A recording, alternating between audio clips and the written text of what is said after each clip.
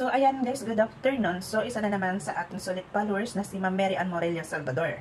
Humingi po siya ng tulong para ayusin ang kanyang problema sa kanyang account. Nagkaroon po siya ng intellectual property.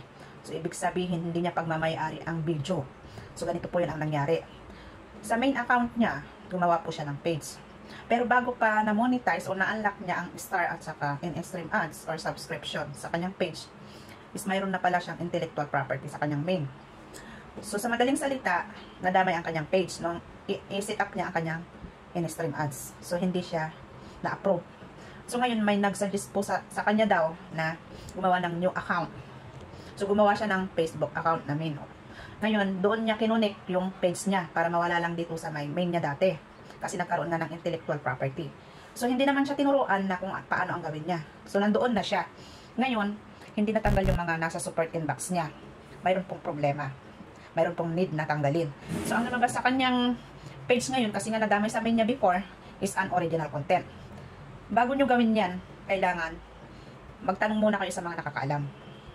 Ngayon, hindi niya matanggal yung mga problema. Basta niya na lang nilipat sa isang account, pinalitan ng email, isinunod niya doon sa bagong account. Ngayon, paano siya mag-delete ng mga problema niya sa support inbox? Like example, kung paano siya makalagin ng Chrome. Hindi siya makalagin, di ba? Once na nag-login ka at hindi naka-turn on professional mode yung bago mong account na pinaglipatan ng iyong page, hindi mo makikita ang problema. So, ang ginawa namin ngayon, pina-turn on professional mode ko yung bago niyang account. Dahil doon niya kinunik yung page niya na dati. Nag-success na nag-turn on professional mode, saka kami nag-login ng Chrome. Doon nakita yung mga problema. So, ang ginawa ko, pina-delete ko. Nakita niya mismo dahil through on calling kami. So, yun, nag-success. Lahat ng account niya, tinanggalan ko ng problema. Pero ang unoriginal content, pinapareview ko sa kanya lahat ng video niya.